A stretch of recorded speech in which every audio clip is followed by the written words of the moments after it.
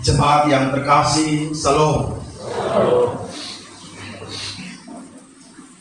Saya ingin memulai dengan pertanyaan. Apakah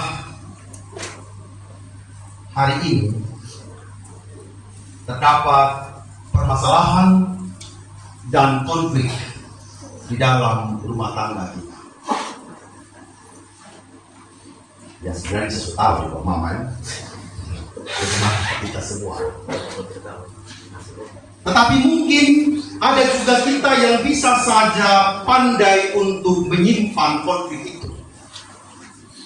Atau kita tidak mau repot dengan konflik yang ada. Saya tahu saya tidak baku enak misalnya dengan Bapak Ibu majelis. Tetapi untuk tidak terjadinya konflik atau perselisihan yang lebih dalam, saya mulai diam.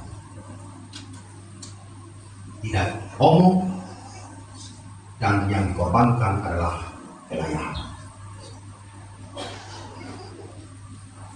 Saya dan Bapak Ibu ada di dunia ini bukan untuk menghindari konflik atau untuk meniadakan konflik itu. Karena bagaimanapun kehidupan kita jumpai dengan selisih paham, gertakan gigi, mata yang melotot, dan kadang-kala kita juga saling curiga satu dengan yang lain. Saya sekarang kalau saya WA sambil senyum-senyum, Oma dibilang Papa yang sedang jatuh cinta. Pada saja jatuh cinta tiap hari dong. Mulai curiga gitu ya.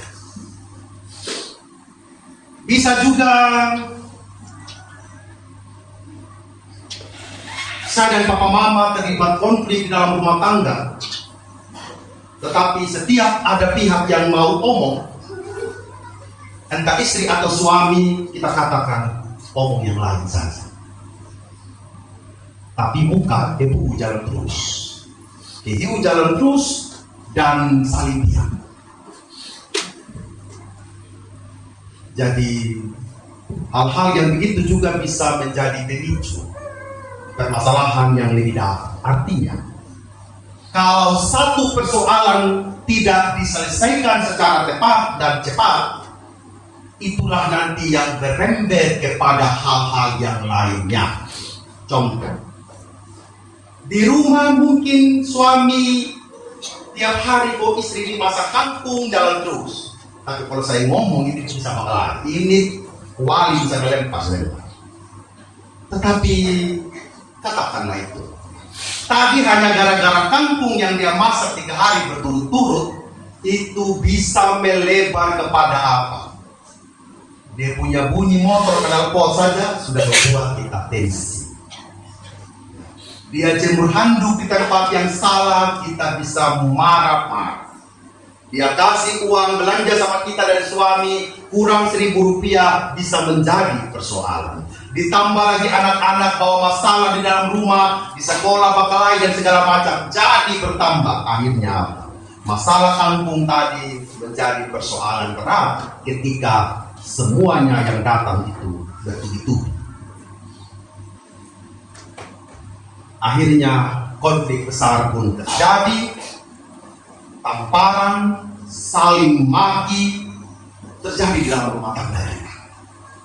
Suami cari pelarian, bisa judi online, bisa pergi patahi ayam dari pagi ketemu pagi, bisa juga terlibat minuman keras. Akhirnya apa? Keluarga yang kita bangun seharusnya penuh dengan damai menjadi sumber konflik berkepanjangan. Bapak Ibu dan saudara-saudara yang terkasih, konflik yang terjadi di rumah bisa saja mempengaruhi seluruh produktivitas kita. Anak yang mendengarkan konflik dari orang tua yang tidak pernah selesai menjadi kepikiran, tidak fokus dalam belajar karena baik pergi maupun pulang di rumah yang dia lihat hanyalah pertengkaran dan perang dingin yang dialami oleh orang tua. Konflik pada dasarnya menggambarkan adanya ketidakselarasan baik dalam pikiran, perasaan maupun tindakan kita yang dapat terjadi dalam diri sendiri, antar individu maupun antar kelompok. Apalagi kalau persoalan-persoalan itu menjadi gosip liar yang tentu saja bisa menyakiti hati orang lain atau hati sesama kita. Oleh karena itu, tidak ada satupun kita yang terlepas dari yang namanya konflik, bahkan dalam kehidupan keluarga. Apa yang dialami oleh Yakobus menjadi nyata ketika para suku, 12 suku di perantauan itu, mereka menghadapi berbagai macam konflik-konflik yang ada. Dan konflik-konflik itu bisa saja ada di dalam iri hati, kedengkian mereka, mementingkan diri sendiri, sehingga ketidakbenaran itu menjadi nyata di dalam relasi mereka sebagai sebuah bangsa yang besar yang hidup dalam diaspora atau perantauan. Yakobus menasihati mereka untuk menggunakan hikmat Allah sebagai satu-satunya dasar untuk menyelesaikan konflik yang terjadi di antara mereka. Karena hikmat Allah yang menjadi dasar bagi kita untuk berpikir sesuai dengan kebenaran Allah, sesuai dengan apa yang Allah kehendaki di dalam kehidupan ini. Tetapi memang tidak kita sangka hati ingin menyelesaikan konflik. Tetapi kadang-kala Bapak Mama, gengsi kita ini yang kadang-kadang membatasi seluruh perjumpaan kita dengan orang lain. Oleh karena itu, dalam kitab Yakobus ini ingin mengatakan yang pertama, hikmat dari Allah itu adalah hikmat yang lahir dari kelemah lembutan. Kelemah lembutan ini bukan soal bicara yang lembut. Mama ya? Bisa juga kalau kita bicara yang lembut. Gosip toh. Ini makin kecil, makin khusus tahu. Kenapa? Kok tahu? Makin turun suara. Kayak kemarin saya lihat dia ada jalan dengan ini. Weh, dong makan dengan tangan, kau tahu? Orang ada bak konce, ada tinggi kali mampara cuci pakaian sama-sama. Ya. Bapak Ibu, disuruh ini semua orang. Betul tidak? Jadi kalau ada orang yang mencuci di sungai sana, ya kecuali ada modus. Dia menyuruh kita pergi Kaliboro itu ada modus sungai kita orang Kandang sana ya. Ketika sampai sama-sama, saudara ya di hati ada makin. Tapi kadang-kala kelembutan itu bukan tentang suaramu. Kelembutan itu bukan engkau lemah. Kelembutan itu soal esensi, intisari, apa yang ingin kau landasi untuk menyelesaikan konflik. Tapi kalau kau datang dengan hati yang lembut, hanya untuk kepura-puraan, atau ada udang di balik batu, maka sebenarnya engkau tidak sungguh-sungguh untuk menyelesaikan persoalan. Suami datang ke istri untuk menyelesaikan masalah, mulai ngomong begini, Mama saya janji mulai besok saya tidak miras lagi. Tapi Mama tolong ini Mama kasih usaha-usaha sedikit Mama. Omong dengan suara yang lembut, dengan mulut yang manis, tapi hati sangat tidak lembut. Hati sangat bengis di depan pasangan sekali, hanya untuk mendapatkan sesuatu. Bapak Ibu, cara bagaimanapun Bapak Mama poles untuk menyelesaikan konflik, tapi tidak berangkat dengan hati yang tulus, maka yang ada hanyalah kemunafikan. Dan kemunafikan itu akan berakhir hancur Bapak. Bapak Ibu, kalau kita berkunjung di jemaat ini omongnya manis semua Bapak. Iya Pak Pendeta, ampun sudah Pak Pendeta, minggu depan saya di gereja, manis sekali. Tetapi apakah itu punya esensi? Apakah itu mengandung kebenaran? Ataukah kebohongan, penundaan yang engkau tutup dengan mulut yang manis Bapak? Dan itu bukan hikmat yang berasal dari Allah. Kami pelayan bisa Bapak Mama tipu, tapi Tuhan tidak bisa. Amin. Mau sampai kapan GKS Manubara hidup dalam kepura-puraan Bapak Mama? Mau sampai kapan? Kita lihat hari ini Bapak Mama ya. Kira-kira Manubara bisa tidak punya talenta yang luar biasa? Tolong jawab bersama saya Bapak Mama. Bisa atau tidak Bapak Mama? Bisa. Lalu kita membiarkan mereka bertumbuh begitu saja.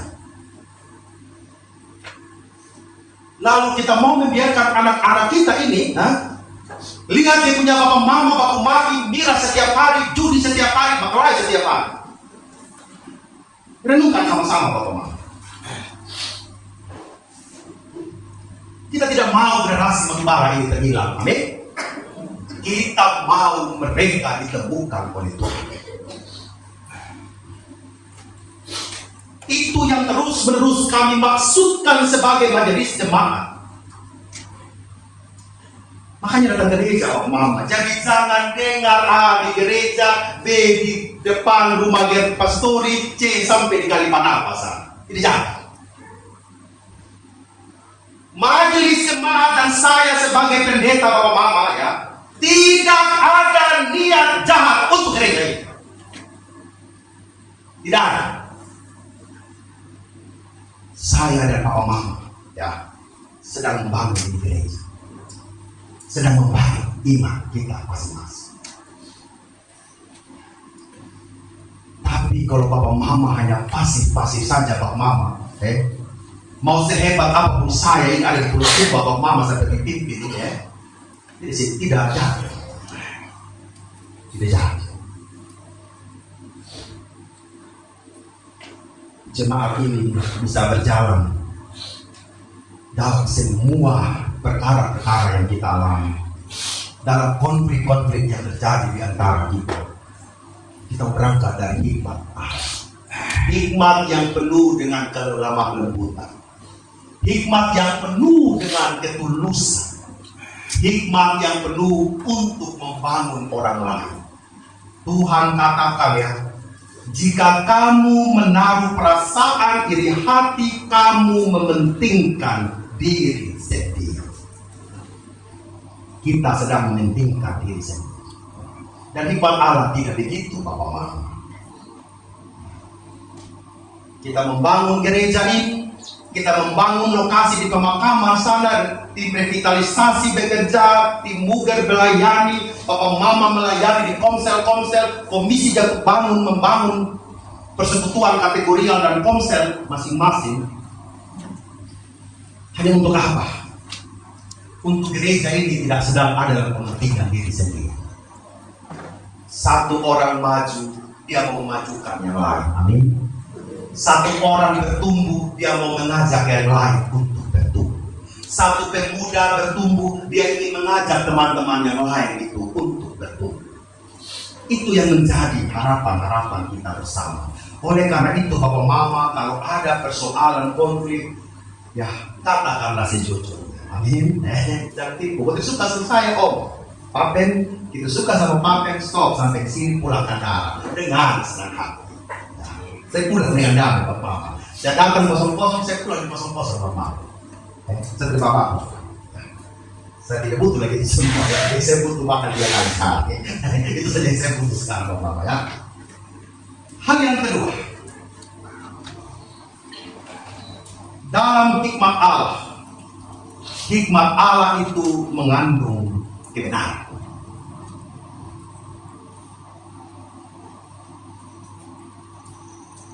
Kebenaran itu apa aja? Hikmat yang dari atas itu pertama-tama adalah murni. Jadi kalau membangun keluarga papa mama, hati yang murni. Kalau penghasilannya 5 juta, bawa pulang 5 juta. Jangan sembunyi di kaos kaki, ya kan ya. Jangan sembunyi di jok motor, ya kan ya. Jangan sembunyi di mana? Titik tangan di kios, ya. Nanti kalau sambil rokok jangan salah istri, sesuatu kau 300.000 sebulan, gitu kan ya. Jangan, itu kena kape. Istri tanya, suami tanya, kenapa kau tahu sepuang di sana? Itu namanya uang sial, gitu kan ya. Jadi bapak mama, kalau membangun rumah tangga, ya bangun dengan hati yang murni. Melayani itu dengan hati yang murni. Bapak mama, bukan saya mau pamer bahwa saya murni-murni juga melayani. Kero itu kadang-kadang, kita sampai kero gitu. Tiap hari, minta bisa nih mau kawinin bapak mama. Sungguh mati, ikannya luar biasa. Sup ikannya luar biasa, daging bagi kecapnya luar biasa. Bapak mama, saya makan apa? Saya makan itu ikan sepotong, saya tidak habis bapak mama. Dia punya apa? Panasnya minta ampun. Tapi saya bilang begini, saya harus bertahan ada di muka ini, gitu kan? Saya harus bertahan ada di muka ini. Dia punya panas yang sangat luar biasa, panas sekali, Mama. Sampai nafsu makan pun tidak ada. Mau pulang saja sama tidur, saya bilang ya, tidak bisa apa-apa. Saya bilang ini kalau kita mau melayani ya, tidak berangkat dengan hati yang murni kayaknya, sudah nggak bisa juga kita melayani, Mama. Ini satu sumpah ini dengan segala macam persoalan, pergolakan. Dan masing-masing menunjukkan hal yang tidak menyenangkan. Selanjutnya apa hikmat dari atas itu? Hikmat yang membawa damai, itu kebenaran Allah.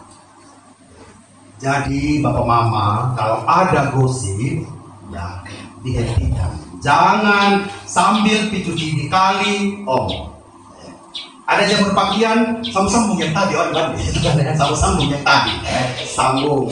Bigi orang mati, sambil iris daging, iris orang punama. Jadi kita tidak membawa damai, kita membawa pertengkaran. Peramah, penurut, penuh belas kasihan. Orang-orang muda, ada guru di belakang sana, saya lihat dari belakang ya. Kita mencintai ini hati yang murni atau tidak, penuh dengan belas kasihan atau tidak anak-anak muda. Jadi kalau pacaran, ada orang yang merusak hidupmu dan perasaanmu, bukan kau bikin damai, kau bikin galau. Warning sudah itu kasih nggak usah dia. Kalau baru naik dengan profesor laki-laki, dia sudah curiga sama info atau tanda baik. Jadi saya bilang kepada anak muda sini, kalian belajar dulu. SMA, kuliah itu belajar dulu. Waktu kuliah Mama punya pacar yang ngambek Mama. Ya. Ada yang ngambek, itu yang resmi Mama. Ya. Teman maksudnya. Tidak ada memang, orang mau antar saya makanan, sok hati tak bergerak. Gitu, ya. Sekolah itu yang saya bilang sama-sama dia. Berangkat kau punya hidup hari ini di masa-masa muda, gunakan waktu ini untuk melayani Tuhan, untuk belajar, untuk mengenal banyak orang, untuk menimba pengalaman dari orang lain. Belajar menimba ilmu yang baik dari orang lain. Tidak memihak dan tidak munafik. Apapun motivasi dari seluruh perjalanan. Hal yang ketiga, dan buah yang terdiri dari kebenaran itu ditaburkan dalam damai untuk mereka yang mengadakan damai. Artinya damai itu menular. Damai untuk mereka yang mengadakan damai. Jadi damai yang Bapak Mama terima hari ini, sampaikanlah di rumah. Jadi yang kita sebarkan itu adalah tentang kedamaian yang berasal dari Allah. Damai bukan berarti tanpa konflik. Damai berarti kesediaan hati untuk menyelesaikan konflik.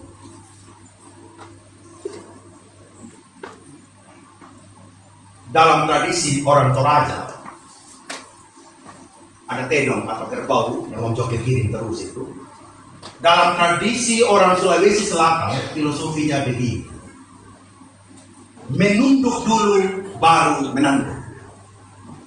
Jadi kalau upacara, orang Toraja itu permisi cari itu tanduk yang panjang, dan satu itu harus tertanam di tanah.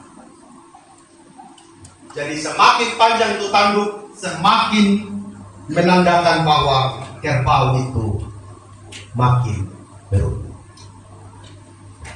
Bukan berarti tunduk baru tanduk betul sama dia, ini tidak normal. Saling mendahului dan memberi hormat adalah filosofi yang menarik, karena ketika ada konflik di antara kita diminta untuk menunduk, supaya di saat kita menunduk kita menemukan hikmat Allah. Di dalam hikmat itulah sebenarnya ada kekuatan untuk menanduk. Apa yang kita tanduk, Bapak Mama? Apakah orang lain? Tidak. Yang kita tanduk adalah emosi negatif kita. Yang kita tanduk adalah keinginan untuk marah. Yang kita tanduk adalah keinginan untuk membenci orang lain. Yang kita tanduk adalah seluruh hal-hal yang negatif. Di dalam menjalani kehidupan keluarga pun, saya percaya ada banyak kisah yang menyenangkan, ada juga yang menyedihkan. Ada warna indah yang dirangkai seperti bunga yang sudah dibagi tadi kepada kita. Tetapi juga ada berbagai halal kusam yang sedang kita jalani hari ini. Oleh karena itu, Bapak Mama, marilah kita menjadikan hikmat dari Tuhan untuk pedoman kita menjalani hidup. Jangan pernah ragu minta hikmat dari Allah, karena Allah memberikannya dengan cuma-cuma. Hari ini saya terima bunga dari ponakan tercinta saya di Pastor. Ya. Saya juga memberikan bunga ini, Bapak Mama. Saya akan dapat dari ibu. Ini nyanyi ya, pakai musuh. Ya, saya ganti bunga ini. Saya berikan bunga ini untuk semua jemaat Bapak. Karena disinilah orang tua saya. 10 tahun saya dididik oleh Bapak Mama semua dengan segenap pergumulan. Saya dibimbing bukan saja untuk menjadi apianus di sini, tetapi juga di seluruh Pulau Sumba, Bapak.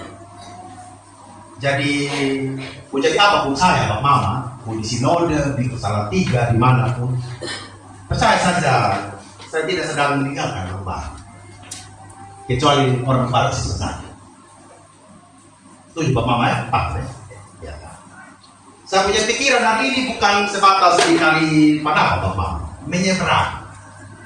Ya. Bukan sedang mengurus pendeta saja. Saya juga mengurus para rektor di UKSW, saya mengurus rektor di Untriswina, saya mengurus kepala sekolah di Salatiga, saya juga mengurus bank yang dimiliki oleh UKSW, saya mengurus banyak hal. Kalau bukan roh kelemah lembutan yang ada di hati, rasanya juga saya tidak kuat untuk menyelesaikan setiap konflik-konflik yang ada. Kiranya Tuhan menguatkan dan memberkati kita semua. Amin.